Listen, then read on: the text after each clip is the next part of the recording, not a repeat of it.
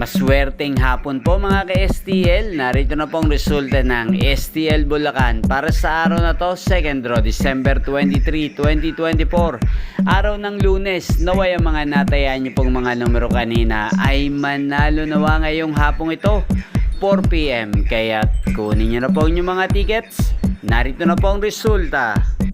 Ang mga numerong nanalo sa STL Bulacan ngayong hapong ito, December 23, 2024, 4 PM. Second draw result, 29 at 11 in exact order. Sa lahat po ng tumaya kanina sa STL Bulacan para sa second draw ng 29 at 11, congrats po sa inyo. Panalo po kayo. Again, 29 at 11. At ngayong hapong ito sa STL Bulacan, natin pong i-shoutout si Kuya Jello.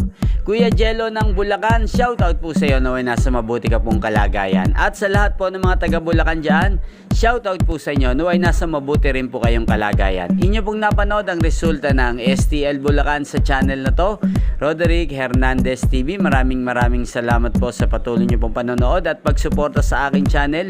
Huwag pong kalimutang mag-subscribe. Magkita-kita po muli tayo mamayang alas 8 ng gabi dito po sa channel na to. Thank you for watching.